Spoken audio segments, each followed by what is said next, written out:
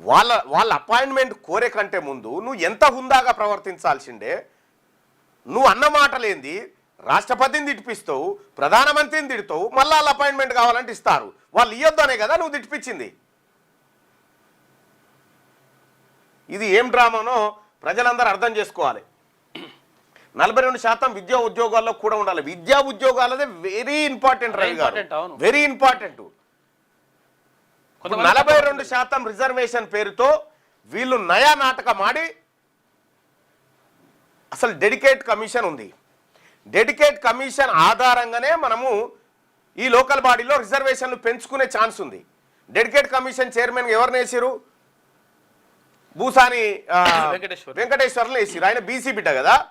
ఆయన dedicate commission report ఇస్తా అంటే ఆడ పెట్టిపోవా, నీ రిపోర్ట్ ఎవరికి కావాలి అని ఇంకో రెడ్డి ఆయనతో స్వతంత్ర కమిటీ వేసి ఆ రెడ్డి ఆయన రిపోర్ట్ తీసుకుంటేందుకు ఎంహెచ్ఆర్డీకి పోయి పెద్ద సభ పెట్టి రెడ్డి ఆయన రిపోర్ట్ అందుకుండు రేవంత్ రెడ్డి గారు. ఆయన రెడ్డి ఆయన రిపోర్ట్తో నాలుగే తీసుకుంటాను కూడా పనికిరాదు. మళ్ళా ఈ నరనరాన కుల వివక్ష, ఈ అహంకారము, అగ్రకుల ధోరణి నిండి ఉన్నటువంటి ముఖ్యమంత్రి బీసీలకు ఎట్లా న్యాయం చేస్తాడు? నువ్వు ప్రాపర్ ఛానల్ మెయింటైన్ చేసినవా ప్రధానమంత్రిని కలవడానికి? ప్రాపర్ ఛానల్ మెయింటైన్ చేసినవా రాష్ట్రపతిని కలవడానికి?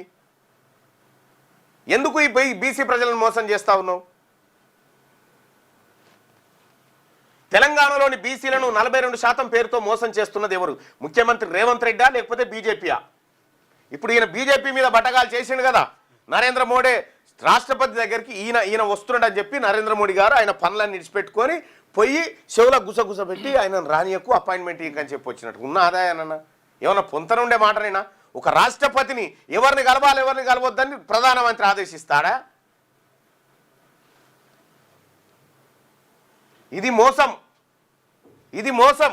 వీళ్లకు 42% ఇచ్చేటువంటి ఇంట్రెస్ట్ లేదు. వీళ్ళు మొదటి నుంచి ఇదే భావన. ఆ రోజు జరిగిన మీటింగ్లో కూడా జానారెడ్డి 42% స్కిప్ చేద్దాం అనేటువంటి ఆలోచన మైండ్ సెట్తోనే కూర్చున్నాడు. ఆ రోజు నేను చెప్పిన, ఈ రోజు కూడా చెప్తా ఉన్నా, వీళ్ళు ఎప్పటికీ మనోళ్ళు కాదు. బీసీలారా, వీళ్ళు ఎప్పటికీ మనోళ్ళు కాదు. వీళ్ళ చేతిలో ఓటు కూడా పోయొద్దు.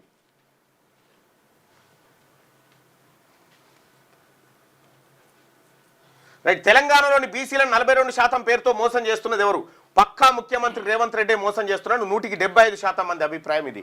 25% మంది అభిప్రాయం బీజేపీ పైన చూపిస్తా ఉన్నారు.